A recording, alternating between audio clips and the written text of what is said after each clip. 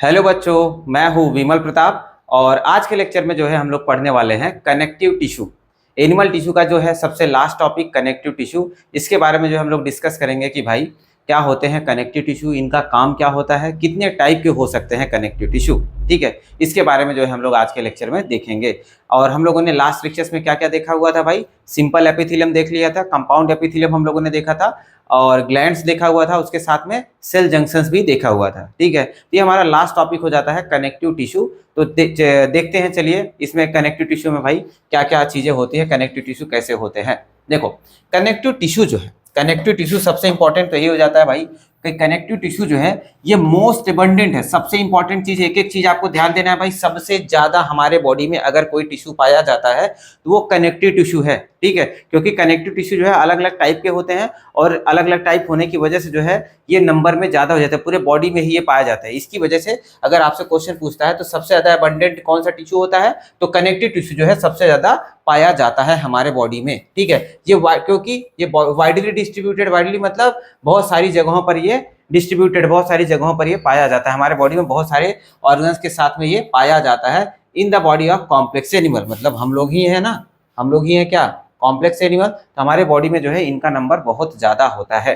Next आगे देखते हैं, ये इनका जो है नाम कनेक्टिव टिश्यू क्यों पड़ा, नाम क्यों कनेक्टिव टिश्यू पड़ा, क्योंकि इनके पास जो है एक स्पेशल फंक्शन है। ठीक है, इनके पास, या फिर ये कह सकते हैं हम लोग, ये एक स्पेशल काम करते हैं। काम क्या होता है, लिंक करने का, मतलब एक टिश्यू से दूसरे टिश्यू को लिंक करने का काम करते हैं, या फिर एक ऑर्गन को दूसरे ऑर्गन से जोड़ने का काम करते हैं। उसके साथ में सपोर्टिंग का काम करते हैं, सपोर्टिंग करते हैं other tissues and organs of the body. अब ये कैसे करते हैं मैं आपको बताता हूं अभी। देखो, ये क्या करते हैं, एक दूसरे टिश्यूज को एक दूसरे से जोड़ने का काम करते हैं, और एक टिश्यू दूसरे टिश्यू को सपोर्ट भी करता है ग्रो करने में, मतलब कह सकते हैं प्रोटेक्शन प्रोवाइड करवाता है या सपोर्ट प्रोवाइड करवाता है, बहुत सारे फंक्शंस में जो है हेल्प करता है। इसी वजह से कह रहे हैं कि ये तो पहला काम तो क्या करते हैं, लिंक करते हैं, एक टिश्यू से दूसरे टिश्यू को जोड़ने का काम करते हैं। ठीक है, जैसे अगर हम लोग हड्डियों की बात करें तो हड्डियां क्या हमारे पूरे बॉडी का फ्रेमवर्क ही बना रही हैं, पूरे बॉडी का फ्रेमवर्क बना रही है। और उसी पूरी बॉडी के फ्रेमवर्क पे क्या है, हमारा पूरा जितने भी अलग अलग टाइप के ऑर्गन सिस्टम पाया जाता है उसी के ऊपर तो अटैच्ड है।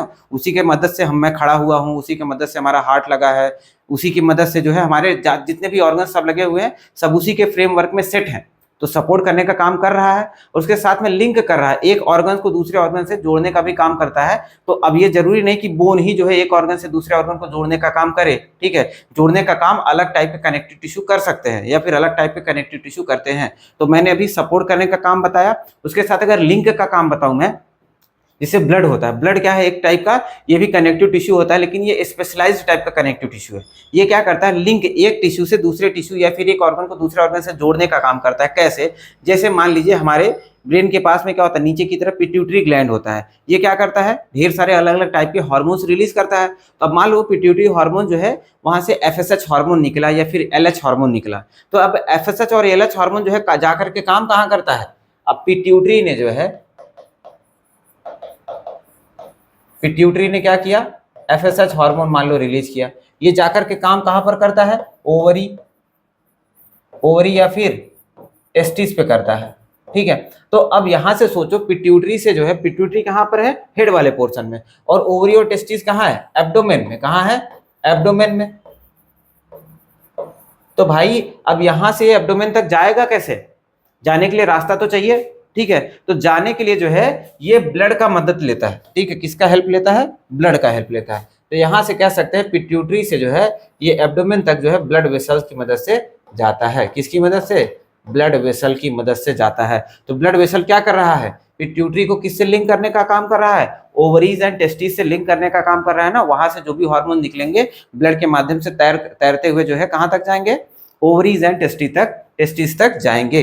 तो इसी ऐसे ही जो है ये लिंक करने का भी काम कर लेते हैं। ठीक है, तो मेन फंक्शन इनका क्या हो जाता है, linking and supporting the other tissues and organs of the body. इसी वजह से इनको कनेक्टिव टिश्यू बोला जाता है। ठीक है, आगे देख लेते हैं भाई, स्ट्रक्चर की बात करें, अगर कनेक्टिव टिश्यू की स्ट्रक्चर की बात करते हैं तो ये तीन मेनली जो है तीन कंपोनेंट से मिलकर के बना हुआ है। ये बहुत इंपॉर्टेंट चीज है, अगर ये समझ गया तो कनेक्टिव टिश्यू आपको एकदम से समझ में आ जाएगा। कोई भी कनेक्टिव टिश्यू में कभी भी कंफ्यूजन ही नहीं रहने वाला है। देखो, कनेक्टिव टिश्यू तीन चीज से मिलकर के बनता है। एक तो क्या होता है, सबसे पहली बात तो क्या होता है, मैट्रिक्स। सबसे पहली बात क्या है, मैट्रिक्स होता है। उसके साथ में मैट्रिक्स में, मैट्रिक्स क्या है भाई, एक प्रकार का फ्लूइड है। क्या है? फ्लूइड। फ्लूइड मतलब क्या होता है? द्रव, लिक्विड। ठीक है, तो लिक्विड होता है और उसी लिक्विड में क्या होते हैं? सेल्स भरे हुए होते हैं और उसी के साथ में लिक्विड में जो है फाइबर्स भी भरे होते हैं। जैसे मैं आपको समझा दूं, मान लो एक क्रॉस सेक्शन ले लेते हैं किसी भी कनेक्टिव टिश्यू का। ठीक है, अब इसमें क्या बता रहा हूं मैं सबसे पहले कि लिक्विड भरा हुआ है। चलो ये भाई लिक्विड हो गया, ये क्या है? लिक्विड भरा हुआ है। अब उसके साथ में मैं क्या कह रहा हूं कि इसमें सेल्स भी भरे हुए हैं। क्या भरे हुए हैं? सेल्स भी भरे हुए हैं। मान लो ये एक सेल है, दूसरा सेल, तीसरा सेल, मैं सेल का नाम अभी नहीं लिख रहा हूं, ऐसे रैंडम कोई सा भी सेल इसमें भरा हुआ है। ठीक है, सेल्स हो गया। अब उसके साथ में क्या बताया जा रहा है? फाइबर्स भी भरे। चलो मैं फाइबर्स भी बना देता हूँ, ये फाइबर्स हो गए, ये फाइबर्स है, फाइबर्स है, फाइबर्स है, फाइबर्स है, ऐसे ये फाइबर्स भरे हुए हैं। अब यही तीनों चीजों को जोड़ करके, यही तीनों चीजों को जोड़ करके हम लोग क्या बोल सकते हैं? ये क्या बन गया हमारा? Connective tissue. दैट्स इट, ये क्या बन गया? Connective tissue. देख लो, कनेक्टिव टिश्यू बस इतना ही है भाई। कनेक्टिव टिश्यू तीन चीज से मिलकर के बनता है, तीनों चीजें मैंने मिला दी, क्या बन गया? एक टाइप का कनेक्टिव टिश्यू बन गया। अब यहीं पर जो है ये मैट्रिक्स का कंसंट्रेशन कम ज्यादा हो जाएगा तो अलग टाइप का टिश्यू बन गया। कौन सा सेल पाया जा रहा है, कौन सा सेल नहीं पाया जा रहा है, तो अलग टाइप का कनेक्टिव टिश्यू बन गया। फाइबर्स कौन से पाए जा रहे हैं, फाइबर्स कम पाए जा रहे हैं या ज्यादा पाए जा रहे हैं, फाइबर्स का अरेंजमेंट कैसा है, उसके बेसिस पर भी जो है ये कनेक्टिव टिश्यू को जो है हम लोग अलग अलग कैटेगरी में डिवाइड कर सकते हैं। ठीक है, लेकिन सिंपली बेसिकली अगर देखें तो कोई भी कनेक्टिव टिश्यू कैसे बन सकता है? तीन पार्ट से मिलकर के बनता है। एक तो फ्लूइड जिसको मैट्रिक्स बोलते हैं वो होना चाहिए उसके साथ में, और उसके साथ में कुछ सेल्स होने चाहिए, और उसके साथ में क्या होना चाहिए? उसके साथ में कुछ फाइबर्स होने चाहिए। अब फाइबर्स अलग अलग टाइप के होंगे, वो डिपेंड करता है। ठीक है, लेकिन एक नॉर्मल कनेक्टिव टिश्यू या फिर ओवरऑल हम लोग कनेक्टिव टिश्यू की बात करें, यही तीनों चीजें मिल करके जो है किसी कनेक्टिव टिश्यू का फॉर्मेशन करती हैं। ठीक है, तो यहाँ पर देखो ये एक नॉर्मल डायग्राम है एनसीईआरटी का। देखो ये एक लूज कनेक्टिव टिश्यू है। ठीक है, लूज कनेक्टिव टिश्यू है। ये क्या होता है लूज कनेक्टिव टिश्यू, हम लोग आगे देखेंगे। अभी के लिए मैं आपको डायग्राम समझा देता हूँ। देखो यहाँ पर क्या चीज बताया मैंने? फाइबर्स, ये आपके फाइबर्स है, फाइबर्स है, फाइबर्स है। ये देखो फाइबर्स भरे पड़े हुए हैं इसमें ना, अलग अलग टाइप के फाइबर्स भरे हुए हैं। सेल है, ये मैक्रोफेज सेल हो गया। ये इसके ऊपर जो देखो, इसके ऊपर जो ये पर्पल कलर का सेल लगा हुआ है, ये आपको दिख रहा है ना, ये भी एक टाइप का सेल है। इसके ऊपर फाइबर को बनाने के लिए भी एक सेल लगा हुआ है इसके ऊपर, इसको बोलते हैं फाइब्रोब्लास्ट सेल। ठीक है, तो ये फाइब्रोब्लास्ट सेल हो गया, ये मैक्रोफेज सेल हो गया, यहाँ पर देखो ये मास्ट सेल हो गया, ये मान लो ये एडिपोज सेल हो गया। ये बहुत टाइप के अलग अलग टाइप के सेल्स होते हैं। ठीक है, यहाँ पर जो है ये एडिपोज टिश्यू है, एडिपोज कनेक्टिव टिश्यू है। तो यहाँ पर देखो ये क्या है? फैट सेल लगा हुआ है। फैट सेल को जो है हम लोग बोलते हैं एडिपोज सेल। क्या बोलते हैं? एडिपोज सेल बोलते हैं।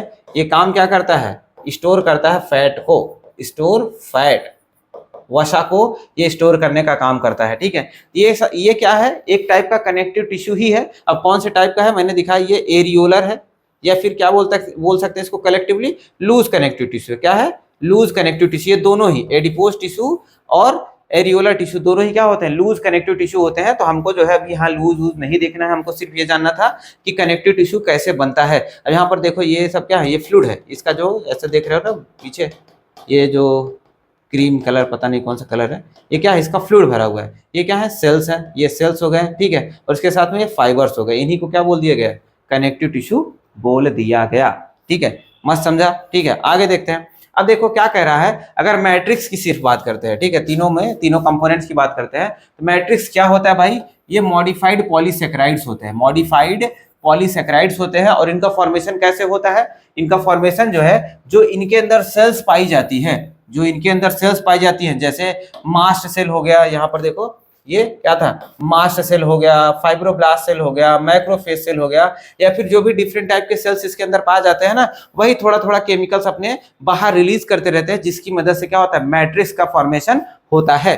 ठीक है, तो देखिए वही कह रहा है कि ये मॉडिफाइड पॉलीसेकेराइड से बना हुआ होता है, जो कि कौन सीक्रेट कर रहा है? जो सेल्स उसमें पाए जाते हैं वही उसको सीक्रेट करते हैं। ठीक है, मॉडिफाइड पॉलीसेकेराइड, और कुछ प्रोटीन्स भी पाए जाते हैं इसमें, कुछ प्रोटीन्स भी पाए जाते हैं, जिसका फॉर्मेशन जो उसमें सेल्स होते हैं वही उसको रिलीज करते रहते हैं, थोड़ा थोड़ा केमिकल रिलीज करते रहते हैं, जिसकी मदद से क्या बनता है? मैट्रिक्स बनता है। अब सेल्स की बात करें तो भाई अलग अलग टाइप के, बहुत सारे अलग अलग टाइप के सेल्स पाए जाते हैं। ठीक है, इसके अंदर हमारे कह सकते हैं कनेक्टिव टिश्यू के अंदर। ठीक है, जैसे एग्जांपल के लिए बात करें तो फाइब्रोब्लास्ट सेल हमने डायग्राम में देखा था, फाइब्रोब्लास्ट सेल, उसके साथ में क्या है?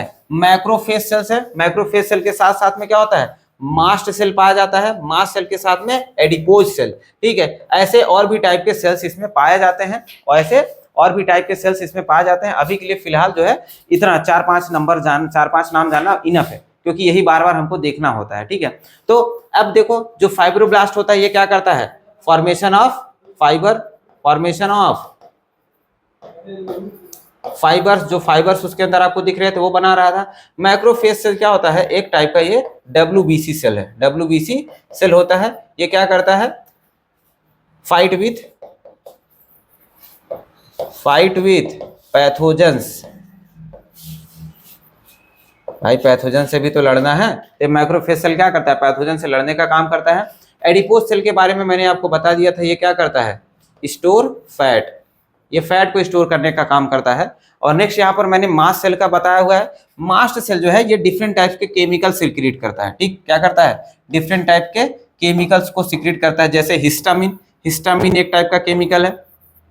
ये क्या करता है, ये हिस्टामिन जो है ये वैसोडाइलेटर के रूप में काम करता है। वैसोडाइलेटर, वैसो मतलब ब्लड वेसल की बात कर रहा है, वैसो मतलब ब्लड वेसल। जैसे मान लो ये नॉर्मल ब्लड वेसल है, इतनी पतली है, ठीक है, इसका जो ल्यूमेन है अंदर जो स्पेस है कम है, बहुत कम है, ठीक है। लेकिन जब ये क्या होगा, हिस्टामिन अगर इसके ऊपर आकर के काम करेगा, हिस्टामिन केमिकल इसके ऊपर मान लो आकर के काम करने लगा, तो क्या होगा, ब्लड वेसल थोड़ा सा ऐसे डायलेट हो जाएगा, चौड़ा हो जाएगा। डायलेट मतलब होता है चौड़ा होना, ऐसे चौड़ा हो जाएगा, ठीक है। ये कौन फैला दिया इसके ल्यूमेन को, कौन फैला दिया, हिस्टामिन ने जो है इसके ल्यूमेन को चौड़ा कर दिया, ठीक है। हिस्टामिन जब भी रिलीज होगा तो ब्लड वेसल डायलेट हो जाएगा। नेक्स्ट है सेरोटोनिन। सेरोटोनिन कब रिलीज होता है भाई, जब हमारी ब्लड वेसल को हमको पतला करना होता है, या फिर कह सकते हैं जब ब्लड प्रेशर को जो है ज्यादा करना होता है। मान लो ब्लड वेसल डायलेट हो गई है बॉडी में, क्या होगा, जैसे अब आप लोग एक चीज समझिएगा, जैसे कोई ब्लड वेसल पतली है, कोई ब्लड वेसल क्या है, पतली है, तो उसके अंदर ब्लड प्रेशर क्या होगा, ज्यादा होगा। आप लोगों ने बचपन में या फिर घर में आप लोग अक्सर करते होंगे, जब पाइप से पानी जो है कभी भरते हैं, कहीं गिराते हैं, अगर पाइप का मुंह बंद कर देते हैं तो पानी क्या होता है, प्रेशर से जाता है ना। क्यों ऐसा होता है, क्योंकि उसका ल्यूमेन, उसका मुंह क्या कर दिया आपने, पतला कर दिया। तो जब भी ल्यूमेन पतला होगा तब प्रेशर कैसा होगा, ज्यादा होगा, ठीक है। तो जब भी प्रेशर ज्यादा होगा तो कम करने के लिए हिस्टामिन आएगा और वो क्या करेगा, ब्लड वेसल को डायलेट कर देगा, ढीला कर देगा। तो जब भी भाई माउथ उसका एकदम फैल जाता है तो क्या होता है, प्रेशर कम हो जाता है। वैसे इस पाइप को क्या करते हैं, ढीला कर देते हैं, जिसकी मदद से क्या होता है, ब्लड जो है, ब्लड प्रेशर कह सकते हैं कम हो जाता है। ब्लड प्रेशर क्या हो जाएगा, कम हो जाएगा, ठीक है। मान लो नॉर्मली ब्लड प्रेशर कम हुआ है, नॉर्मली ब्लड प्रेशर कम है, अब ब्लड प्रेशर बढ़ाना है, तो उस केस में क्या करेंगे, सेरोटोनिन को जो है रिलीज करवाते हैं। सेरोटोनिन को जब रिलीज करवाएंगे तो क्या होगा, ये ब्लड वेसल पतला हो जाता है, ब्लड वेसल क्या हो जाएगा, पतला हो जाएगा, जिसकी मदद से क्या हो जाएगा, ब्लड प्रेशर हमारा बढ़ जाता है।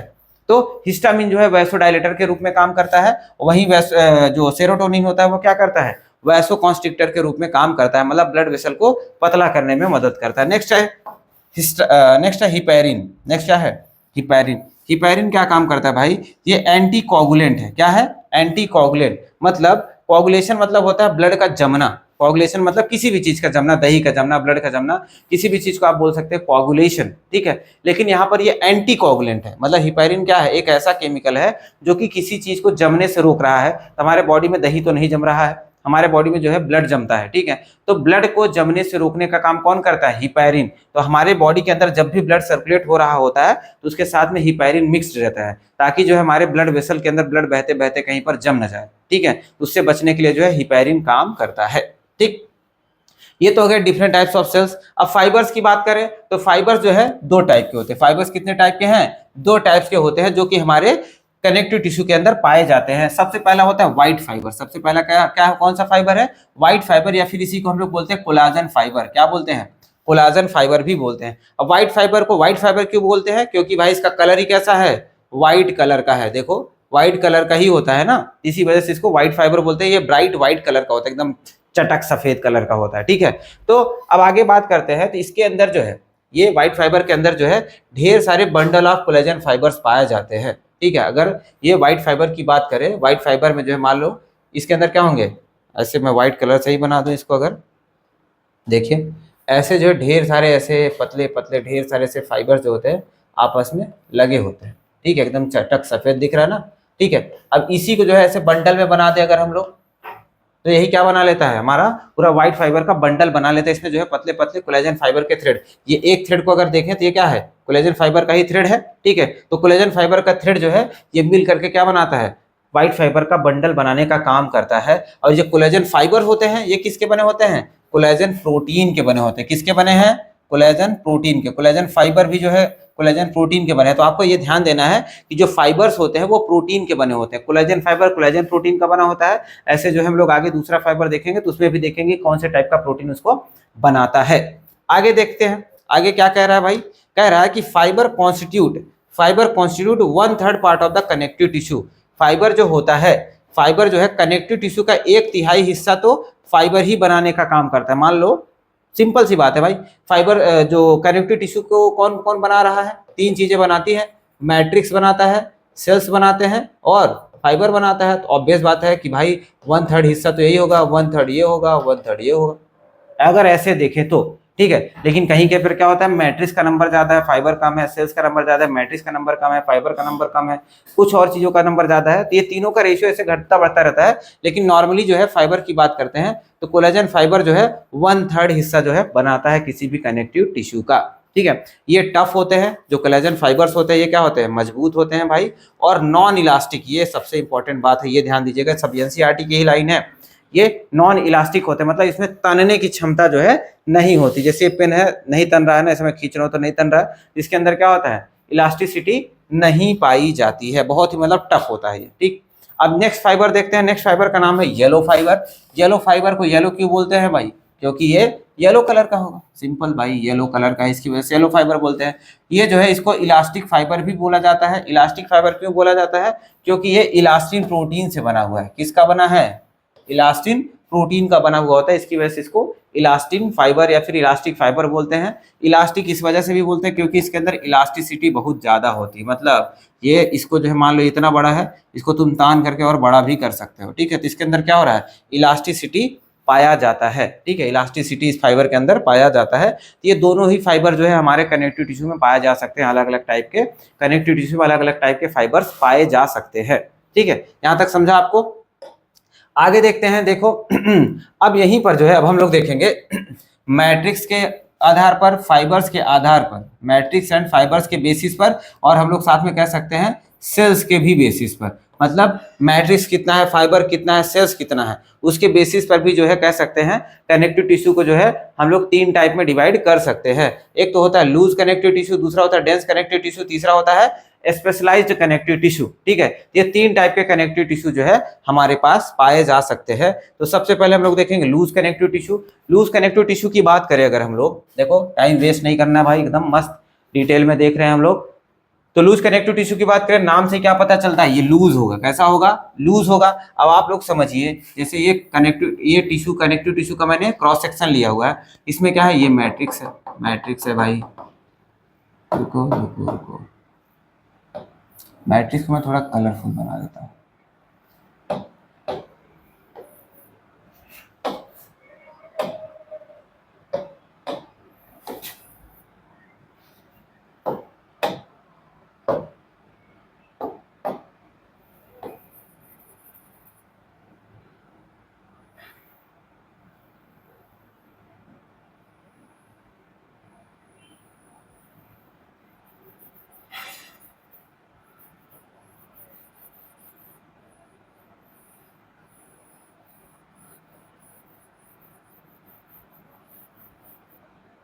ठीक है, ये इसका मैट्रिक्स हो गया, ये इसका क्या हो गया, मैट्रिक्स हो गया है।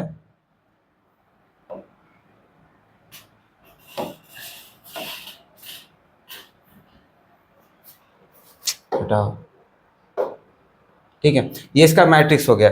अब मैट्रिक्स में क्या कह रहा है भाई, मैट्रिक्स में कह रहा है ये लूज कनेक्टिव टिश्यू है, इसके अंदर फाइबर्स क्या होंगे, लूजली अरेंज होंगे। ऐसे फाइबर्स की बात करें हम लोग, बहुत कम नंबर ऑफ फाइबर्स पाए जाते हैं। ऐसे जो है रैंडमली जो है कह सकते हैं फाइबर्स का नंबर क्या होगा, बहुत कम होगा। ये फाइबर्स हैं, ऐसे फाइबर्स है, फाइबर्स का नंबर बहुत कम है। और इसके बीच में सेल्स भी होंगे भाई, ऑब्वियस बात है, सेल्स तो होंगे ही होंगे। ऐसे सेल्स हो गए, सेल्स हो गए, सेल्स हो गए, सेल्स हो गए। ठीक है, येलो कलर का मैट्रिक्स है, ग्रीन कलर का फाइबर है, रेड कलर के सेल्स है। ठीक है, तो अब इसमें देखो ये क्या हो रहा है, बहुत स्पेस पाया जा रहा है, क्योंकि फाइबर्स क्या है, रैंडमली ऐसे अरेंज्ड है, रैंडमली अरेंज है, और फाइबर का नंबर भी क्या है, कम है, जिसकी वजह से इसके बीच में कह सकते हैं इंटरसेलुलर सब्सटेंसेस ज्यादा है। मतलब मैट्रिक्स क्या है, ज्यादा है, या फिर हम लोग कह सकते हैं फाइबर्स के बीच में स्पेस ज्यादा है। हवा नहीं भरी है, भरा है मैट्रिक्स ही, लेकिन एक फाइबर से दूसरे फाइबर के बीच में क्या है, स्पेस ज्यादा है। स्पेस ज्यादा होने की वजह से ही क्या बन जाता है, ये लूज कनेक्टिव टिश्यू बन जाता है। ठीक है, देखिए क्या लिखा है, this consist of cells and fibres loosely arranged, कैसे हैं, loosely arranged in the semi fluid ground substance, जिसको क्या बोलते हैं हम लोग, मैट्रिक्स बोलते हैं। मतलब फाइबर्स और सेल्स कैसे हैं, लूजली अरेंज होते हैं किसके अंदर, मैट्रिक्स के अंदर, इसकी वजह से इसको क्या बोलते हैं, लूज कनेक्टिव टिश्यू बोलते हैं। ये भी क्या हो जाता है भाई, टू टाइप्स का हो जाता है, on the basis of types of cells, on the basis of types of cell, मतलब इसके अंदर जो है कौन से टाइप का सेल पाया जाता है उसके बेसिस पर भी जो है ये लूज कनेक्टिव टिश्यू दो टाइप के हो जाते हैं। लिख सकता हूं मैं यहाँ पर, it is of two type on the basis of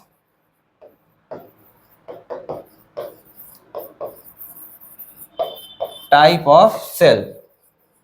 ठीक है, टाइप ऑफ सेल्स जो है इसके अंदर कौन से पाया जाता है उसके बेसिस पर जो है ये दो टाइप का हो जाता है। सबसे पहला होता है areolar, areolar connective tissue. Areolar, areolar शब्द जो है वो एरियोली टर्म से बनाया गया है, जिसका मतलब होता है गैप, जिसका मतलब क्या होता है, गैप। सिंपल सा वही सेम डायग्राम भाई यहाँ पर हम लोग बना सकते हैं। ये आपका क्या हो गया, कनेक्टिव टिश्यू का क्रॉस सेक्शन। इसके अंदर जो है हम लोग बना सकते हैं क्या, इसके अंदर जो है हम लोग क्या बना दें, मैट्रिक्स बना दें।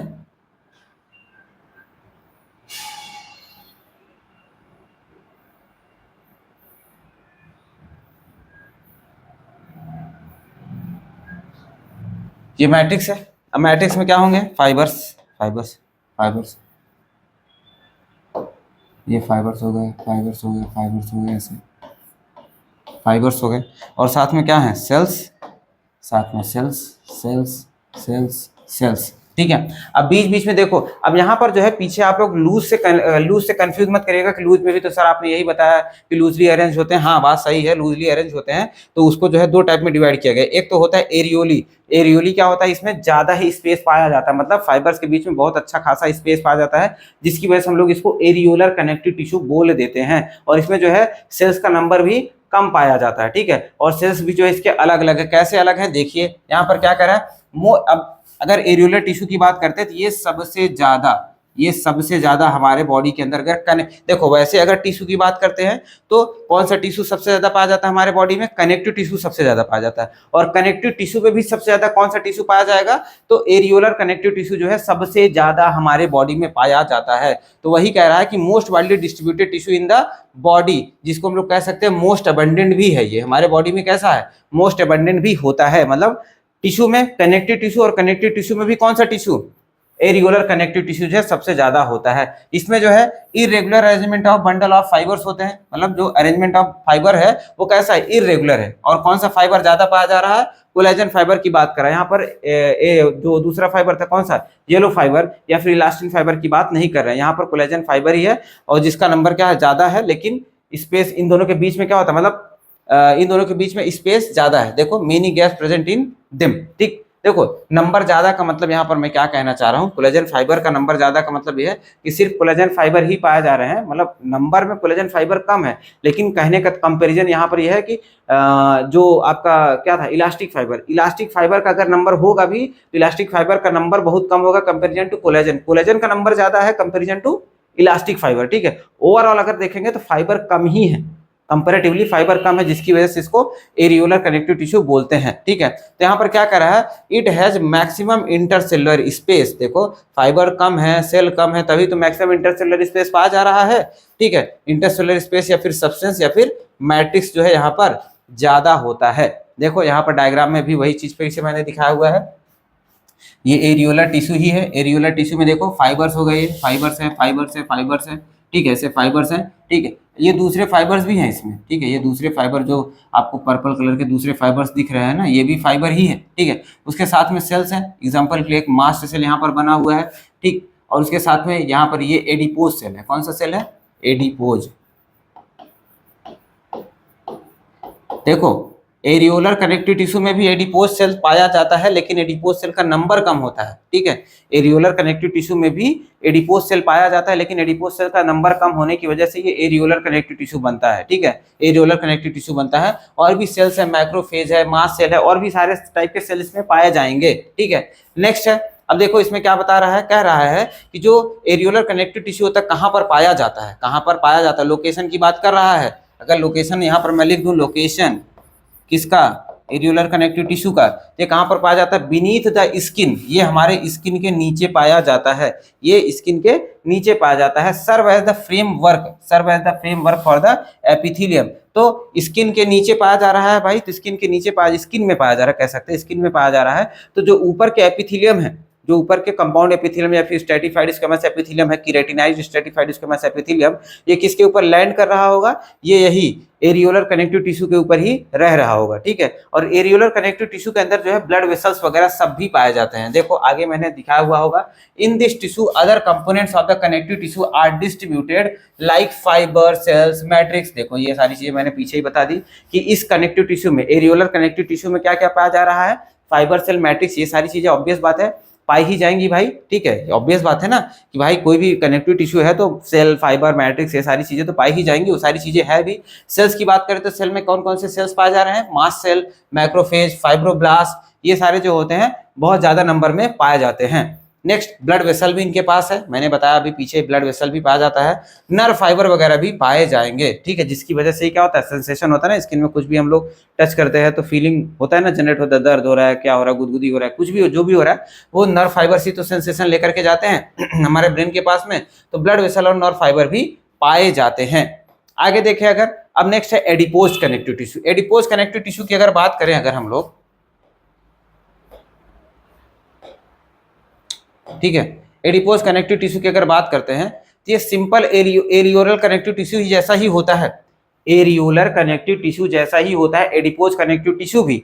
लेकिन यहां पर सिर्फ और सिर्फ कह सकते हैं एडिपोज सेल का नंबर, ये देख रहे हो एडिपोज सेल है, ये एडिपोज सेल का नंबर इतना ज्यादा हो जाता है कि यहाँ पर और सारे सेल्स के कंपोनेंट कह सकते हैं कम पड़ जाते हैं। एडिपोज सेल बहुत ज्यादा नंबर में हो जाता है और यहाँ पर सिर्फ और सिर्फ फैट ही दिखता रह जाता है हमको, इसकी वजह से इसको हम लोग क्या बोलते हैं? एडिपोज टिश्यू बोलते हैं। सारे कंपोनेंट सब वैसे ही एरियोलर जैसे ही हैं, बस सिर्फ और सिर्फ एडिपोसाइट्स का नंबर क्या होता है? बहुत ज्यादा। देखो लिखा हुआ है एडिपोसाइट्स का कंपोनेंट क्या है? बहुत ज्यादा है, जिसकी वजह से इसको हम लोग क्या बोलते हैं? एडिपोज कनेक्टिव टिश्यू बोलते हैं। सिंपली ये मॉडिफिकेशन होता है किसका? एरियोलर कनेक्टिव टिश्यू का ही, मतलब ये एरियोलर कनेक्टिव टिश्यू ही था, यहाँ पर एडिपोज सेल्स का नंबर ज्यादा हो गया, जिसकी वजह से इसको हम लोग एडिपोज कनेक्टिव टिश्यू बोलने लगते हैं। और एडिपोसाइट्स क्या करते हैं? स्टोर द फैट स्टोर करने का काम करते हैं। अब इसमें भी क्या होगा भाई? अब एरियोलर कनेक्टिव टिश्यू जैसा ही है तो ब्लड वेसल, नर्व फाइबर्स, ये सारी चीजें क्या होंगी? इसमें भी पाई जाएंगी। एरियोलर कनेक्टिव टिश्यू जैसा ही है तो ब्लड वेसल, नर्व फाइबर वगैरह सब कुछ वैसा ही है, सब कुछ तुम्हारा एरियोलर जैसा ही है, बस यहाँ पर एडिपोसाइट्स का नंबर क्या हो जाता है? ज्यादा हो जाता है, बस इसको हम लोग एडिपोज कनेक्टिव टिश्यू बोल देते हैं। नेक्स्ट है डेंस कनेक्टिव टिश्यू। देखो हम लोगों ने क्या देखा था? लूज कनेक्टिव टिश्यू देखा था, दूसरा क्या था? डेंस कनेक्टिव टिश्यू था, ठीक है। अब डेंस की बात करते हैं। डेंस से आपको समझ में आ रहा होगा, डेंस मतलब क्या होता है? घना। डेंस मतलब घना। लूज का मतलब क्या था? लूज का मतलब ढीला। इसमें क्या थे? फाइबर लूजली पैक्ड थे, फाइबर का नंबर भी कम था, मैट्रिक्स ज्यादा हुआ करता था वहां पर। लेकिन यहाँ पर क्या हो जा रहा है? यहाँ पर जो है फाइबर्स का नंबर ज्यादा हो जाएगा, यहाँ पर मैट्रिक्स का नंबर कम हो जाएगा।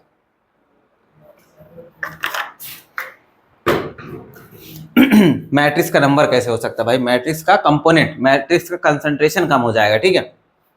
देखो क्या कह रहा है? Fibres and fibroblast are compactly packed. Fibres and fibroblast क्या है? यहाँ पर कॉम्पैक्टली पैक्ड है, मतलब ऐसे एकदम मस्त चिपक चिपक के भरे हुए भाई, एकदम मस्त चिपक चिपक के, ठीक है।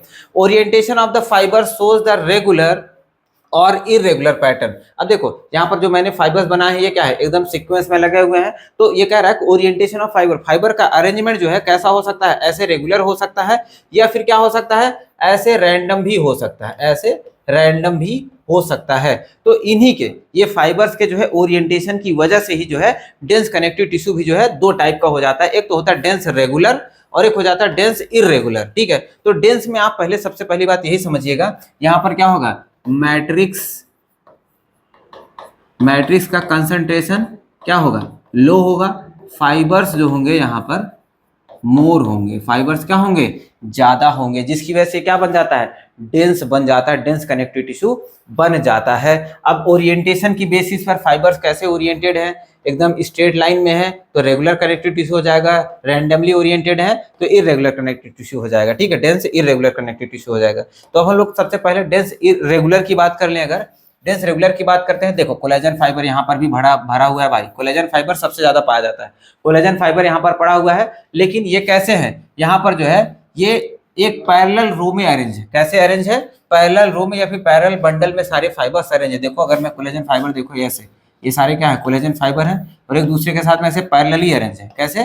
पैरेलली अरेंज है। पैरेलली अरेंज होने की वजह से क्या हो जाता है? इसमें बहुत मजबूती आ जाता है। जो डेंस रेगुलर फाइबर होता है ना, ये सबसे ज्यादा मजबूत फाइबर होता है। डेंस रेगुलर फाइबर जो है सबसे ज्यादा मजबूत फाइबर होता है, क्योंकि यहाँ पर जो है जो फाइबर्स है रेगुलरली अरेंज है। यहाँ पर ऐसे खींचोगे तो ये टूटेंगे नहीं आसानी से, ठीक है? तो बहुत मजबूत होते हैं ये। देखो यहाँ पर दिखाया गया है, यहाँ पर दिखाने की कोशिश की गई है। देखो ये फाइबर्स है, ये फाइबर्स ऐसे पैरेलली अरेंज है सारे। ये टिश्यू का क्रॉस सेक्शन दिखाया गया है। ये सारे फाइबर्स कैसे अरेंज हैं? पैरेलली अरेंज है ना, एक दूसरे से पैरेलली अरेंज होते हैं। देखो कोलेजन फाइबर है और इसी के बीच बीच में फाइब्रोब्लास्ट सेल भी है, फाइब्रोब्लास्ट सेल्स भी है, जो क्या करते हैं? ये कोलेजन फाइबर का फॉर्मेशन करते हैं और उसके साथ साथ में मैट्रिक्स का सिक्रीशन भी करते हैं, ठीक है? जिसको हम लोग क्या बोल देते हैं? Regular dense regular connective tissue बोल देते हैं, ठीक? तो यहाँ पर भी देखो ये फाइबर्स ऐसे सीधे सीधे ऐसे ऐसे अरेंज हैं पैरेलली, ठीक दिख रहा है? चलो नेक्स्ट आगे देखते हैं। एग्जाम्पल की बात करते हैं। डेंस रेगुलर फाइबर के एग्जाम्पल देखें तो सबसे पहले एग्जाम्पल होता है टेंडन, ठीक है? टेंडन क्या करता है भाई? ये मसल से बोन को जोड़ने का काम करता है। आप लोगों ने पढ़ा है बचपन से, मसल से बोन को जोड़ने का काम करता है। और टेंडन जो होता है ये बहुत ही ज्यादा टफ होता है। उसमें क्या होते हैं?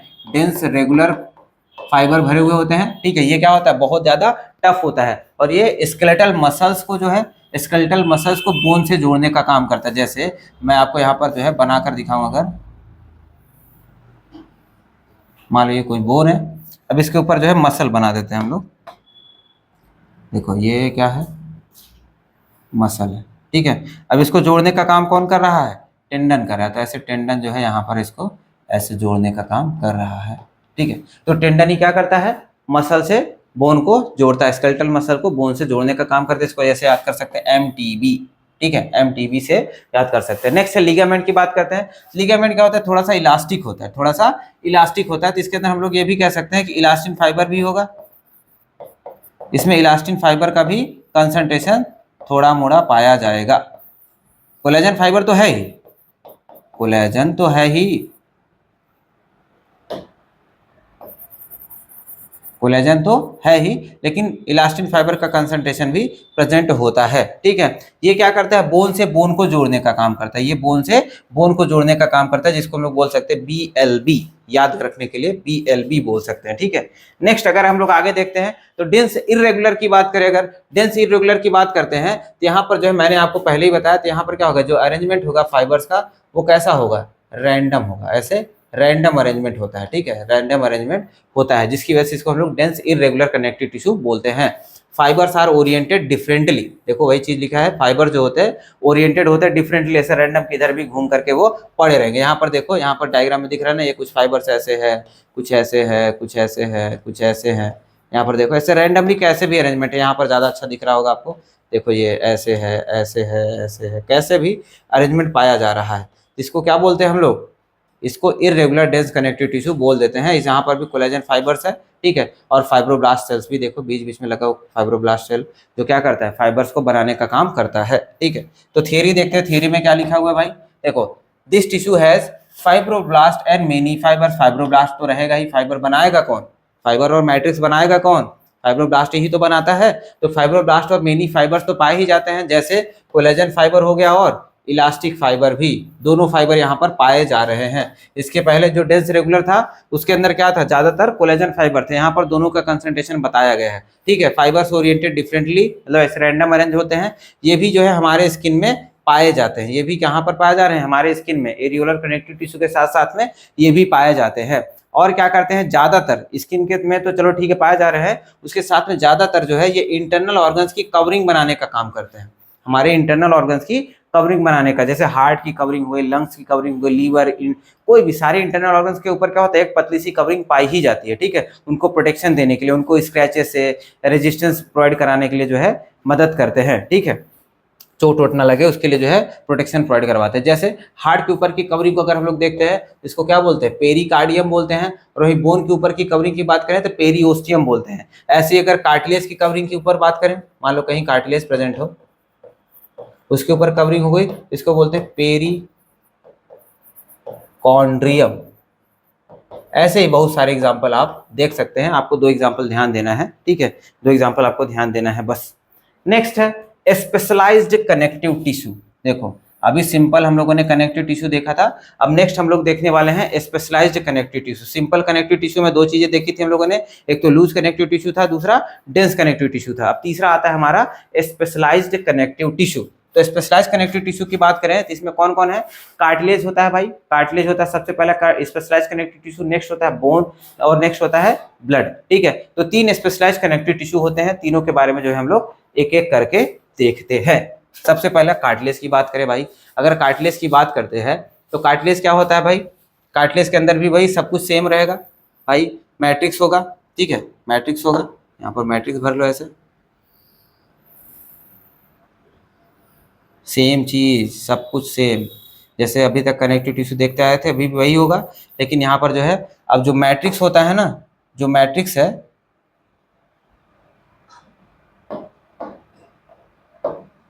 यहाँ पर जो मैट्रिक्स होता है, मैट्रिक्स कैसा हो जाता है, हार्ड हो जाता है। मैट्रिक्स कैसा हो गया है, हार्ड हो गया, जिसकी वजह से ये जो है हार्ड हो जाता है। मतलब ऐसा कह सकते हैं जो अभी हमारे कनेक्टिव टिश्यू अभी हम लोगों ने जितना देखा, मैट्रिक्स कैसा था, फ्लूइड नेचर का था, तो वो सारे कनेक्टिव टिश्यू कैसे थे, सॉफ्ट थे। लेकिन यहाँ पर ये जो है यहाँ पर जो मैट्रिक्स ही हो गया वो कैसा हो गया, हार्ड हो गया। तो हार्ड होने की वजह से कैसे हो जाएंगे, टफ हो जाएंगे, हार्ड होने की वजह से ये टफ हो जाएंगे, मतलब ऐसा इनके अंदर वो सॉफ्टनेस नहीं रह जाएगा, ठीक है। तो कार्टिलेज के अंदर जो मैट्रिक्स होता है वो कैसा होता है, हार्ड होता है। अब हार्ड होने की वजह से जो है हमारा पूरा कार्टिलेज ही कैसा हो जाता है, सॉलिड हो जाता है। कैसा हो जाता है, सॉलिड हो जाता है। लेकिन कार्टिलेज में अगर एक चीज देखें तो अभी भी बचा है प्लायबिलिटी। प्लायबिलिटी मतलब होता है लचीलापन। तो कार्टिलेज क्या होता है, थोड़ा सा लचीला। देखो कान के अंदर क्या होता है, कार्टिलेज होता है, देखो कान हिल रहा है ऐसे, मैं नचा सकता हूँ इसको। तो कार्टिलेज के अंदर क्या होता है, लचीलापन अभी भी पाया जा रहा है, एकदम से टफ नहीं हो जा रहा है, एकदम से रिजिड नहीं हो जा रहा है, ठीक है। टफ है, सॉलिड है, ठीक है, लेकिन अभी भी रिजिड नहीं, एकदम से कह सकते हैं एकदम से रिजिड नहीं, कठोर नहीं हो गया। जैसे इरेजर होता है ना, इरेजर हमारा, इरेजर हम लोग ऐसे देखते हैं तो वो क्या होता है, सॉफ्ट, मतलब ऐसा प्लायबल होता है ना, उसको दबा सकते हैं, मोड़ सकते हैं, ठीक है। तो वैसे ही क्या होता है, ये भी कार्टिलेज भी कैसा होता है हमारा, थोड़ा सा प्लायबल होता है, ठीक है, प्लायबल होता है, सॉलिड होता है लेकिन प्लायबल होता है। लेकिन रेजिस्ट कंप्रेशन, मतलब ऐसा नहीं कि इसको दबाएंगे तो आसानी से दब जाएगा, दबाएंगे तो फट जाएगा चलेगा, लेकिन ये दबेगा नहीं, ऐसे दबा दें कि पिचक जाए, फैल जाए, फिर नॉर्मल हो जाए, ऐसे नहीं होगा ये, ठीक है। दबाएंगे फट जाएगा लेकिन पिचकेगा नहीं, ठीक है। तो यही कह रहे हैं कि इसके अंदर क्या होता है, कंप्रेशन को रेजिस्ट करने की कैपेसिटी होती है। अब उसके साथ में देखें, अगर मैट्रिक्स हमने भर दिया, मैट्रिक्स के बाद में इसमें क्या होगा, सेल्स वगैरह तो होंगे ही ना भाई, सेल्स होंगे, फाइबर्स भी हो सकते हैं, फाइबर्स भी हो सकते हैं, ठीक है, फाइबर्स भी हो सकते हैं। और एक स्पेशल चीज इसमें पाया जाता है, इसमें मैट्रिक्स के बीच बीच में जगह जगह पर जो है ऐसे खाली कैविटी पाई जाती है। ऐसे जगह जगह पर क्या होता है, ऐसे खाली कैविटी पाई जाती है। खाली कैविटी जहां पर पाई जाती है वहां पर विशेष टाइप के सेल्स पाए जाते हैं, विशेष टाइप के सेल्स पाए जाते हैं, ये स्पेशल टाइप के सेल्स पाए जाते हैं। जो खाली कैविटी थी उसमें स्पेशल टाइप के सेल्स पाए जाते हैं।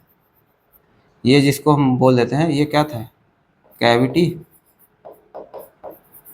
अब इस कैविटी के अंदर जो स्पेशल टाइप के सेल्स पाए जाते हैं उनका नाम मैं आपको बता दूं, अगर उसको बोलते हैं हम लोग खाली कैविटी को। खाली कैविटी को सबसे पहले देखो, खाली कैविटी को लैकुना बोलते हैं, लैकुना बोलते हैं। और इस कैविटी के अंदर जो है कॉन्ड्रोसाइट्स भरे हैं। क्या भरे हैं, कॉन्ड्रोसाइट्स भरे हुए होते हैं। कॉन्ड्रोसाइट्स क्या होते हैं, ये जो है कॉन्ड्रिन प्रोटीन का सिक्रीशन करते हैं, कॉन्ड्रिन प्रोटीन का सिक्रीशन करते हैं। और यही कॉन्ड्रिन प्रोटीन क्या करता है, कार्टिलेज बनाता है। कॉन्ड्रिन प्रोटीन क्या करता है, कार्टिलेज बनाने का काम करता है, ठीक है। कॉन्ड्रिन प्रोटीन ही जो है ये कार्टिलेज बनाने का काम कर रहा होता है, ठीक। तो ये कंप्लीट हो गया आपका कार्टिलेज जो है, जो जितना भी डिटेल स्ट्रक्चर था उसको मैंने आपको बता दिया। इसके अंदर मैट्रिक्स कैसा होता है, सॉलिड होता है लेकिन थोड़ा सा प्लायबल भी होता है, लेकिन रेजिस्टेंस टू क्या, रेजिस्टेंस टू क्या होता है, कंप्रेशन, दबने नहीं देता है अपने आप को, ठीक है। अब इसके अंदर अगर मैं बात करूं, मैट्रिक्स के अंदर क्या होते हैं, सेल्स भी होंगे, फाइबर्स भी होंगे, ठीक है। सेल्स और फाइबर्स दोनों ही पाए जाते हैं। और उसके साथ में जो है एक कैविटी पाया जाता है, एक कैविटी पाया जाता है जिसको हम लोग क्या बोलते हैं, लैकुना बोलते हैं। उस लैकुना के अंदर क्या भरा होता है, कॉन्ड्रोसाइट सेल्स भरे होते हैं। कॉन्ड्रोसाइट सेल्स क्या करते हैं, कॉन्ड्रिन प्रोटीन का फॉर्मेशन करते हैं और यही कॉन्ड्रिन प्रोटीन क्या करता है, कार्टिलेज बनाता है या फिर वही मैट्रिक्स बनाता है, जो कार्टिलेज का मैट्रिक्स होता है वही बनाता है।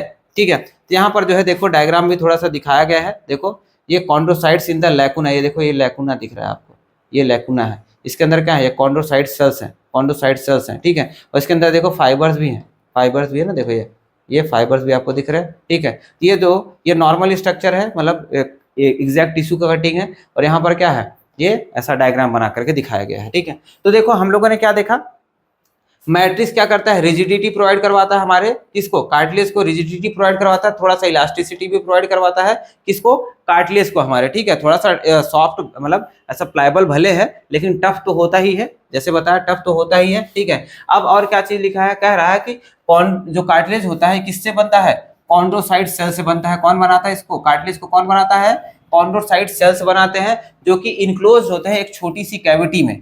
कॉन्ड्रोसाइट सेल्स जो होते हैं एक छोटी सी कैविटी में भरे थे ना, मैंने दिखाया था एक छोटी सी कैविटी थी, उसके अंदर क्या होता है, कॉन्ड्रोसाइट सेल्स ऐसे अंदर भरे पड़े हुए होते हैं। ठीक है, जो क्या करते हैं, मैट्रिक्स का फॉर्मेशन करते हैं। ठीक, तो देखिए यहाँ कहाँ पर ये जो कैविटी होती है कहाँ पर पाई जाती है, मैट्रिक्स के अंदर ही पाई जाती है, और मैट्रिक्स का सिक्रीशन भी करती है। और कैविटी का नाम क्या है, लैकुना, कैविटी का नाम क्या है, लैकुना। अब ये कॉन्ड्रोसाइट सेल्स क्या कर रहे हैं, कॉन्ड्रिन प्रोटीन का फॉर्मेशन कर रहे हैं, और ये कॉन्ड्रिन प्रोटीन क्या करता है, कार्टिलेज बनाता है। ठीक है, अब ये यहाँ पर देखिए एक विशेष बात, यहाँ पर एक विशेष बात क्या है भाई, विशेष बात यह है कि कार्टिलेज के पास में कोई भी ब्लड वेसल नहीं पाया जाता है, क्योंकि फाइबर्स यहाँ पर इतना क्लोजली पैक्ड है। उसके साथ साथ में क्या है, जो इसका मैट्रिक्स है वो कैसा है, सॉलिड है। अब सॉलिड के बीच में से कहाँ से ब्लड वेसल जाएगा, तो इसकी वजह से यहाँ पर जो है ब्लड वेसल्स एब्सेंट हो जाता है।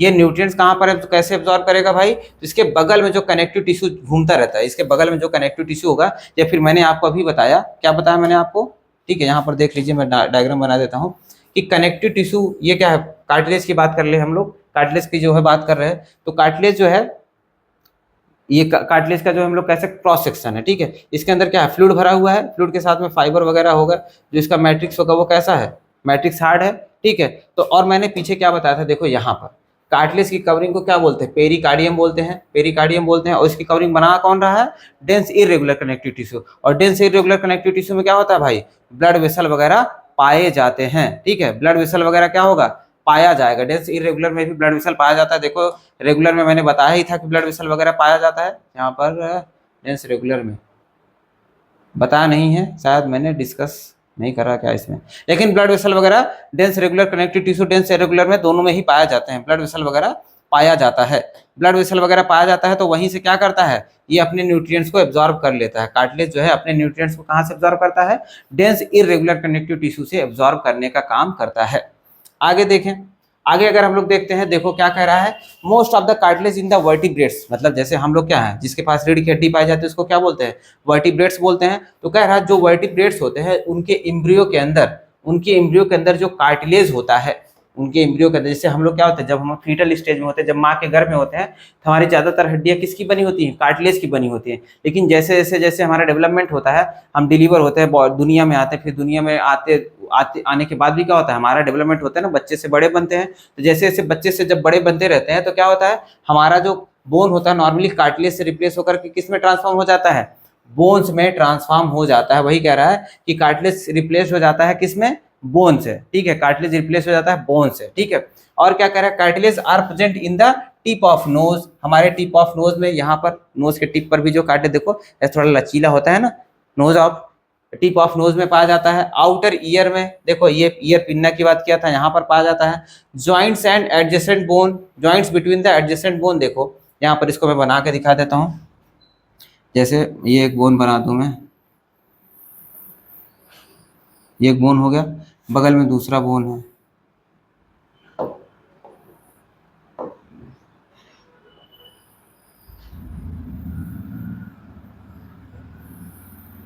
अब इनके बीच में ये जो जॉइंट्स बनेगा ना, इनके बीच में ये जो जॉइंट्स बनता है, इनके यहाँ पर जो है, यहाँ पर इनके टिप पे क्या होता है, ये ऐसे कार्टिलेज पाया जाता है, जो इनको जो है ज्वाइंट्स करने में हेल्प करता है। ठीक है, एडजेसेंट बोन्स। और देखो क्या करें, वर्टिब्रल कॉलम के बीच में भी, वर्टिब्रल कॉलम के बीच में बात करें, ये वर्टिब्रल कॉलम होते हैं, वर्टिब्रल की हड्डी बना दूं मैं, यहाँ पर भी जो है ये इसके ऊपर यहाँ पर भी कार्टिलेज पाया जाएगा, यहाँ पर भी कार्टिलेज पाया जाएगा, और इन दोनों की मदद से इनके बीच में क्या होता है, कनेक्शन बनता है। लिम्स की बात करते हैं तो लिम्स वाली हड्डी यही होगा एग्जांपल। लिम्स की हड्डियों के बीच में भी क्या होता है, कार्टिलेज पाया जाता है, जो कि दोनों को जोड़ने में हेल्प करता है। ठीक है, तो कार्टिलेज कहाँ कहाँ पर पाया गया भाई, joints between the vertebral column के बोन में पाया गया, आउटर ईयर पिन्ना पे पाया गया, nose of tip of nose पे पाया जा रहा है, और कोई सी भी हड्डी के टिप पे पाया जाता है, कोई सी भी हड्डी के टिप पे ये पाया जाएगा। अब टाइप्स ऑफ कार्टिलेज की बात करें तो टाइप्स ऑफ कार्टिलेज में देखिए 3 टाइप के कार्टिलेज है। एक तो हेलाइन होता है, व्हाइट फाइब्रस होते हैं, इलास्टिक होते हैं, या फिर जिसको हम लोग येलो फाइबर भी बोलते हैं। ठीक है, अब हेलाइन और क्या नाम है, हेलाइन है, व्हाइट फाइब्रस है, और इलास्टिक फाइबर के बीच में अगर डिफरेंस देखें क्या क्या है भाई, देखिए इसमें क्या है, हेलाइन कार्टिलेज में फाइबर एब्सेंट होता है। सबसे इंपॉर्टेंट बात इसमें जो है, हेलाइन कार्टिलेज में फाइबर क्या होता है, एब्सेंट होता है। हेलाइन कार्टिलेज में फाइबर एब्सेंट होता है, जिसकी वजह से क्या हो जाता है, ग्लास लाइक। देखो यहाँ पर बनाओ, अब इसमें फाइबर है ही नहीं, लैकुना है, लैकुना है, लैकुना है। ठीक है, उसके साथ में सिर्फ मैट्रिक्स भरा हुआ है। तो जब कोई एक्स्ट्रा कंपोनेंट इसमें है ही नहीं तो कैसा दिखेगा, ट्रांसपेरेंट, एकदम ग्लास जैसा दिखने लगता है, ट्रांसपेरेंट ग्लास जैसा दिखने लगता है। एग्जांपल की बात करें तो ट्रैकिया में ये पाया जाता है, हमारा जो ट्रैकिया होता है, ट्रैकिया में ये पाया जाता है, लैरिंग्स में पाया जाएगा, और at the base of bone, जो नॉर्मल बोन्स होती हैं, जो नॉर्मल हमारी बोन्स होती है, जो अभी मैंने यहाँ पे बनाया हुआ था, जो नॉर्मल बोन्स होती हैं, इनके बेस वाले पोर्शन पे यहाँ पर क्या होता है, यहाँ पर जो है यही हेलाइन कार्टिलेज पाया जाता है। तो क्वेश्चन पूछता है at the base of bone कौन से टाइप का कार्टिलेज पाया जाएगा, तो हेलाइन टाइप का कार्टिलेज पाया जाता है। ठीक है, ट्रैकिया में कौन सा कार्टिलेज होता है, हेलाइन होता है, लाइन कौन होता है, हेलाइन कार्टिलेज होता है। ठीक है, अब व्हाइट फाइबर्स की बात करते हैं तो व्हाइट फाइबर नाम से ही पता चल रहा है, यहाँ पर क्या होंगे, कोलेजन फाइबर की मात्रा ज्यादा होगी, कोलेजन फाइबर की मात्रा ज्यादा होती है, जिसकी वजह से ये कार्टिलेज क्या हो जाते हैं, सबसे ज्यादा स्ट्रांग हो जाते हैं, ये सबसे ज्यादा स्ट्रांग हो जाते हैं। एग्जाम्पल की बात करें, प्यूबिक सिम्फाइसिस, इसका डायग्राम मैं भी बना के दिखाता हूँ आपको। प्यूबिक सिम्फाइसिस में जो है ये जो व्हाइट फाइब्रस कार्टिलेज होते हैं, प्यूबिक सिम्फाइसिस में जो है जॉइंट्स बनाने का काम करते हैं। प्यूबिक सिम्फाइसिस क्या होता है भाई, जो पेल्विक बोन होती है हमारी, जो पेल्विक गर्डल होता है, पेल्विक गर्डल में 3 टाइप की बोन होती है, एक तो होता है इलियम, इस्चियम और प्यूबिस होता है। ठीक है, 3 टाइप की बोन होती है। तो जो इलियम, इस्चियम, प्यूबिस होता है, जो प्यूबिस है ये आपस में जुड़ने के लिए जो है ये व्हाइट फाइब्रस कार्टिलेज का हेल्प लेती है, और जो जॉइंट्स बनता है उसी को हम लोग क्या बोलते हैं, प्यूबिक सिम्फाइसिस बोलते हैं। और क्या कह रहा है, इंटरवर्टिब्रल डिस्क, और क्या कह रहा है, इंटरवर्टिब्रल डिस्क कह रहा है। तो इंटरवर्टिब्रल डिस्क में भाई कैसा है देख लेते हैं। देखो एक वर्टिब्रल हड्डी बना दो, एक ये क्या है, मान लो वर्टिब्री है, नीचे दूसरी वर्टिब्री बना दो, इन दोनों के बीच में जो है जो कनेक्शन बन रहा है किसकी मदद से बन रहा है, यही व्हाइट फाइब्रस कार्टिलेज की मदद से बन रहा होता है। ठीक है, तो यहाँ पर भी क्या होगा, व्हाइट फाइब्रस कार्टिलेज पाया जाएगा। देखो प्यूबिक सिम्फाइसिस का मैं डायग्राम दिखा देता हूँ। देखो ये क्या है, पेल्विक गर्डल है हमारा। ठीक है, पेल्विक गर्डल में ये देखो ये क्या है, ये आपका कौन सा बोन है, सबसे ऊपर की तरफ, ये 3 बोन से मिलकर के बने हुए होते हैं। ठीक है, 3 बोन से मिलकर के बने हुए होते हैं। ये होता है आपका इलियम, उसके बाद ये आगे वाला जो होता है, ये आगे वाला जो होता है इसको हम लोग बोलते हैं प्यूबिस, और पीछे वाला जो होता है इसको हम लोग बोलते हैं इस्चियम। ठीक है, इस्चियम बोलते हैं। ठीक, तो अब ये आगे वाला जो प्यूबिक बोन होता है, इनके बीच में ये जो जॉइंट्स पाया जा रहा है, ये जो जॉइंट्स आपको दिख रहा है, यही जॉइंट को जो है प्यूबिक सिम्फाइसिस बोलते हैं, जो कि किसका बना होगा, व्हाइट फाइबरस कार्टिलेज का। ठीक है, व्हाइट फाइबरस कार्टिलेज का बना हुआ होता है प्यूबिक सिम्फाइसिस। ठीक है, नेक्स्ट देखते हैं इलास्टिक फाइबर की बात करें। इलास्टिक नाम ही है तो इलास्टिक फाइबर इसमें ज्यादा भरा हुआ होगा, और ये क्या होते हैं, ज्यादा फ्लेक्सिबल होते हैं। ये कहाँ पर पाया जा रहा है, टिप ऑफ नोज, जो नोज पे हमारा जो कार्टिलेज पाया जाता है कौन सा होगा, इलास्टिक कार्टिलेज होगा, क्योंकि इसी वजह से क्या होता है, इलास्टिसिटी ज्यादा होती है। ईयर पिन्ना में भी यही पाया जाता है, और इपीग्लॉटिस, इपीग्लॉटिस कहाँ पर पाया जाता है, इपीग्लॉटिस जो है जो हमारा ट्रैकिया की कवरिंग होती है। ठीक है, जो ट्रैकिया की कवरिंग होती है वो कौन कवर करने का काम करता है, इपीग्लॉटिस ही कवर करता है ना। ठीक है, तो उसको ही बोलते हैं इपीग्लॉटिस। वो भी किसका बना हुआ है, वो भी इलास्टिक फाइबर का बना हुआ होता है। ठीक है, यहाँ तक समझ में आया आप लोगों को। आगे देखें अगर हम लोग, तो ये तो हो गया हमारा कार्टिलेज भाई। कार्टिलेज के बाद जो है हमारा नेक्स्ट आता है बोन। कार्टिलेज के बाद नेक्स्ट जो है हमारा आता है बोन। अब बोन और कार्टिलेज में सब कुछ सिमिलर है, बोन और कार्टिलेज में क्या है, लगभग चीजें सिमिलर है। यहाँ पर भी क्या होगा, इसका भी मैट्रिक्स कैसा हो जाएगा, हार्ड हो जाएगा, लेकिन यहाँ पर प्लायबिलिटी जो है खत्म हो जाती है एकदम से। प्लायबिलिटी जो लचीलापन था कार्टिलेज के अंदर वो खत्म हो जाएगा, ये हार्ड हो जाता है। हार्ड क्यों हो जाता है, क्योंकि इसके अंदर जो है कुछ कैल्शियम सॉल्ट वगैरह डिपोजिट हो जाते हैं, कुछ कैल्शियम सॉल्ट वगैरह डिपॉजिट हो जाने की वजह से इसका जो मैट्रिक्स होता है एकदम से ही हार्ड हो जाता है, जिसकी वजह से ये पूरा बोन हमारा कैसा होता है, एकदम से हार्ड एंड रिजिड होता है। हार्ड एंड रिजिड, प्लायबिलिटी क्या होती है इसमें, एब्सेंट होती है, और बाकी सब कुछ वैसा ही है। देखो एक बार मैं बना दूं, अगर ये मैं क्रॉस सेक्शन बनाऊं अगर बोन का, इसमें मैट्रिक्स अगर बना दें हम लोग, इसका मैट्रिक्स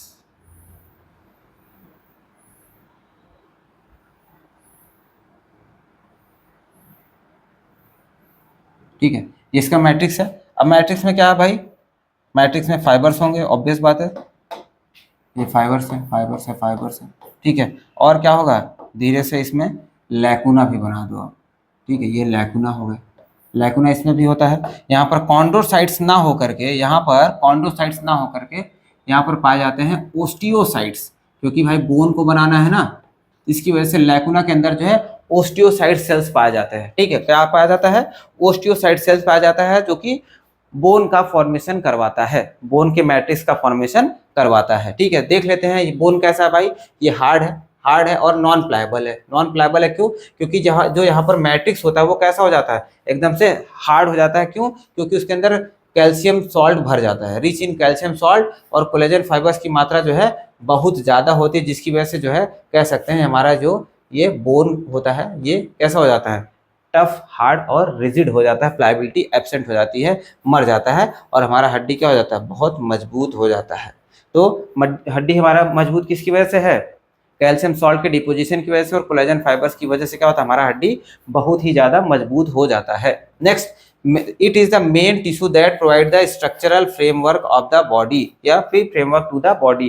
तो अभी मैंने बताया था आपको कि हमारे पूरे बॉडी का जो मेन फ्रेमवर्क है, स्ट्रक्चरल फ्रेमवर्क कौन बना करके देता है, हमारा बोन ही बना करके देता है ना। जो भी हमारा भाई बॉडी का स्ट्रक्चर बना हुआ है, हड्डियाँ लगी हुई है, उसके ऊपर मांसपेशियां हैं, उसके ऊपर अलग अलग टाइप के टिश्यूज हैं, ऑर्गन है, आई है, मुंह है, दांत है, सब किसके ऊपर अटैच्ड है, सब हमारे बोन के ऊपर ही तो अटैच है। तो बोन क्या हो जाता है, हमारा सबसे मेन फ्रेमवर्क बनाने वाला कह सकते हैं कनेक्टिव टिश्यू हो जाता है ये। और ये क्या करता है, bone support and protect the software tissue and organs.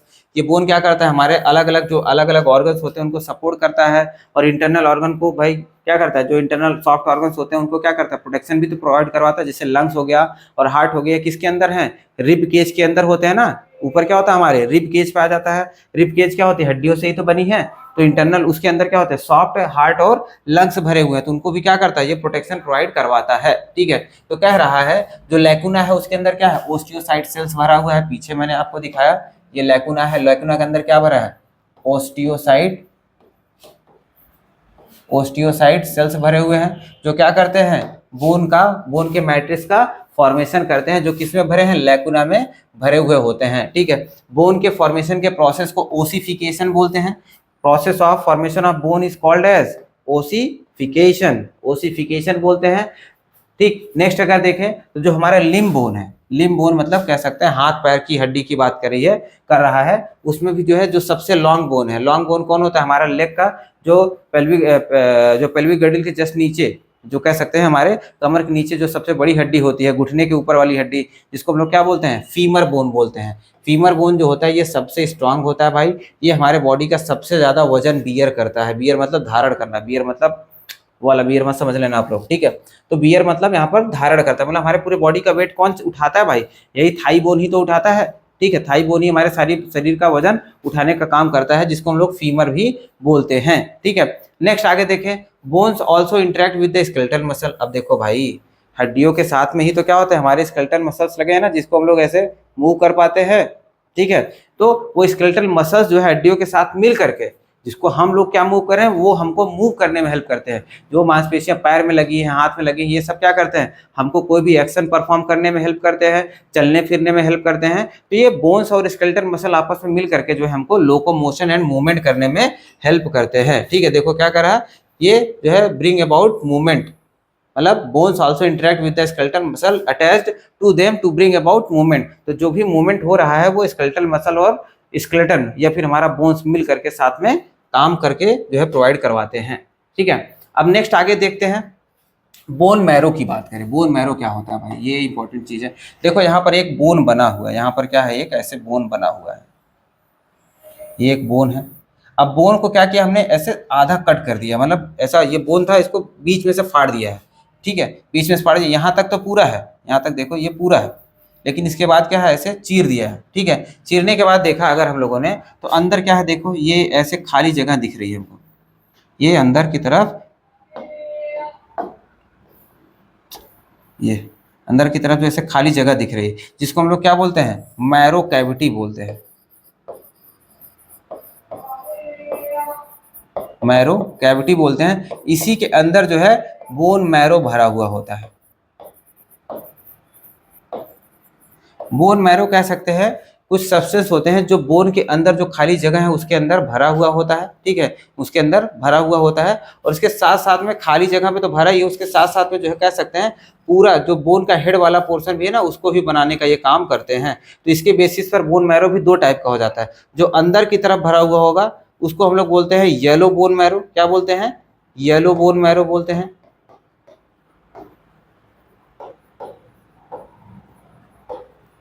और वही जो हेड वाले पोर्शन पे जहाँ पर जो मैरो पाया जा रहा है, यहाँ पर जो मैरो पाया जा रहा है बोन मैरो, इसको हम लोग बोलते हैं रेड बोन मैरो।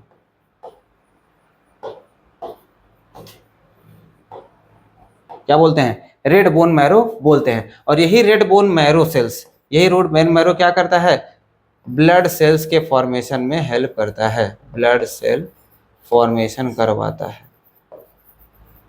अब ब्लड फॉर्मेशन कैसे करवाता है, ये रेड बोन मैरो जो सेल्स, रेड बोन मैरो जो होती है, इनके पास जो है कुछ विशेष टाइप के सेल्स होते हैं जिसको हम लोग बोलते हैं इरिथ्रोपोएटिक सेल्स बोलते हैं। इरिथ्रोपोएटिक सेल्स ही जो है ये ब्लड सेल का फॉर्मेशन करवाती हैं, ब्लड सेल का फॉर्मेशन करवाती हैं। ठीक है, देखिए यहाँ पर डायग्राम में मैंने क्या दिखाया हुआ है, देखो यहाँ पर ये क्या है, ये मैरो है, मैरो यहाँ पर दिखाया है, ये मेडुलरी कैविटी, जहाँ पर जहाँ पर क्या होगा, मैरो भरा हुआ होगा। ठीक है, और साथ में यहाँ पर देखो इस तरफ वाले पोर्शन को मैंने क्या दिखाया है, ये क्या है, ये रेड बोन मैरो है।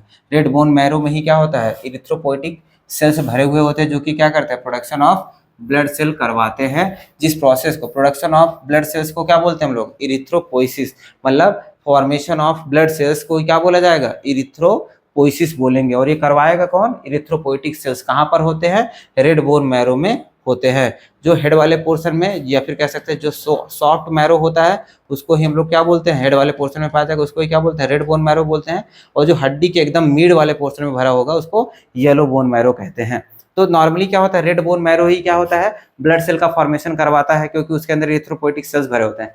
लेकिन इमरजेंसी कंडीशन से, मान लीजिए कभी एक्सीडेंट हो गया, ब्लड लॉस ज़्यादा हो गया, तो जो हमारा जो अंदर यहाँ पर जो मैरो भरा हुआ, जो येलो कलर का था, जो येलो मैरो था ना, येलो मैरो ही क्या हो जाता है, रेड बोन मैरो में ट्रांसफॉर्म हो जाएगा, और ये क्या करने लगेगा, ये भी जो है ब्लड सेल्स का फॉर्मेशन या फिर ब्लड सेल का प्रोडक्शन करना चालू कर देता है ड्यूरिंग द इमरजेंसी कंडीशंस।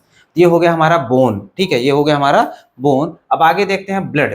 ठीक है, ब्लड के बारे में तो वैसे हम लोग जो है डिटेल में पढ़ते हैं सर्कुलेटरी सिस्टम में, जो है ह्यूमन फिजियोलॉजी का जो चैप्टर है circulatory system, blood circulatory system, वहाँ पर जो हम लोग डिटेल में पढ़ते हैं ब्लड के बारे में। तो यहाँ पर मैं थोड़ा सा जो है डिस्कस कर देता हूँ ब्लड क्या होता है। ब्लड जो है भाई, ये क्या होता है, एक फ्लूइड कनेक्टिव टिश्यू है। देखो कनेक्टिव टिश्यू हम लोगों ने तीन टाइप के पढ़े थे, एक तो क्या था, लूज कनेक्टिव टिश्यू, दूसरा डेंस कनेक्टिव टिश्यू, तीसरा स्पेशलाइज कनेक्टिव टिश्यू। ठीक है, तो स्पेशलाइज में हमने क्या देखा था, कार्टिलेज देखा हुआ था। कार्टिलेज कैसा था, कार्टिलेज भी हार्ड था लेकिन प्लायबल था। बोन की बात करते हैं, हार्ड था लेकिन वो नॉन प्लायबल था, टफ था, एकदम से रिजिड था। लेकिन उसके बाद जो ब्लड आता है, ये कैसा है, ये जो है एकदम से फ्लूइड होता है। अगर इसको जो है ऐसे देखें हम लोग, ब्लड देख लेते हैं इसके अंदर ब्लड भर के, तो ब्लड में क्या होता है भाई, पूरा मैट्रिक्स ही तो भरा है, ब्लड सेल्स ही भरे हैं, पूरा प्लाज्मा लिक्विड ही भरा हुआ है। इसमें फाइबर नहीं होते हैं, इसमें फाइबर्स क्या होते हैं, एब्सेंट हो जाते हैं। ठीक है, फाइबर्स एब्सेंट हो जाते हैं। इसका मैट्रिक्स जो होता है प्लाज्मा से, आरबीसी से, डब्ल्यूबीसी प्लेटलेट से बना होता है। इसके पास फाइबर्स एब्सेंट होते हैं। ठीक है, फाइबर्स एब्सेंट होते हैं, जिसकी वजह से क्या हो जाता है, फ्लूइड नेचर का हो जाता है। और ये मेन सर्कुलेटिंग फ्लूइड होता है हमारे बॉडी का, जो क्या करता है, ट्रांसपोर्ट करता है different types of substances in our body. हमारे बॉडी में जो भी सब्सटेंसेज एक जगह से दूसरी जगह पर ट्रांसपोर्ट करे जाते हैं ना, वो कौन करता है, वो ब्लड ही जो है ट्रांसपोर्ट करने का काम करता है। जैसे अभी मैंने एग्जांपल बताया था ना, पिट्यूटरी हार्मोन कहाँ पर सीक्रेट होता है, हेड वाले रीजन में पिट्यूटरी ग्लैंड होता है, वहां से मान लो एफएसएच, एलएच या जो भी हार्मोन्स रिलीज करेगा, वो जाकर के डिफरेंट टाइप्स ऑफ ऑर्गन के ऊपर एक्ट करना चाहेगा। तो वो कहाँ से होकर के जाएगा, कैसे जाएगा, तो वो जो है इसी की मदद से, ब्लड की मदद से जो है ट्रांसलोकेट होता है एक जगह से दूसरी जगह पे। ठीक है, यहाँ पर जो है हम लोगों का टिश्यू खत्म होता है, कनेक्टिव टिश्यू खत्म होता है और इसी के साथ में पूरा ओवरऑल चैप्टर ही एनिमल टिश्यू ही हमारा खत्म होता है। ठीक है, और मैं आशा करता हूँ आप लोगों को मस्त एकदम समझा रहेगा भाई। अगर वीडियो अच्छा लगता है तो प्लीज़ लाइक करें और अपने दोस्तों के साथ शेयर भी करें, और अगर कोई डाउट है तो कमेंट सेक्शन में जाकर के भाई अपना डाउट आराम से पूछ सकते हैं। और अगर आप पर्सनली कनेक्ट करना चाहते हैं तो टेलीग्राम चैनल का लिंक डिस्क्रिप्शन में भी दिया है, या फिर चैनल के अबाउट सेक्शन में भी जाकर के आप लोग देख सकते हैं, वहाँ पर टेलीग्राम चैनल का लिंक डला हुआ है। तो वहाँ से आप लोग जो है आकर के टेलीग्राम पे कनेक्ट कर सकते हैं। और जितना भी चैप्टर, जितना भी टॉपिक हम लोग यहाँ पर पढ़ते हैं, वहाँ पर सब जो है व्हाइट पेपर पे आपको प्रॉपर नोट्स मिल जाएगा, PDF नोट्स मिल जाएगा, जिसको आप लोग डाउनलोड करके प्रिंट भी कर सकते हैं और अपनी तैयारी को और भी बूस्ट कर सकते हैं। ठीक है, तो अभी के लिए धन्यवाद।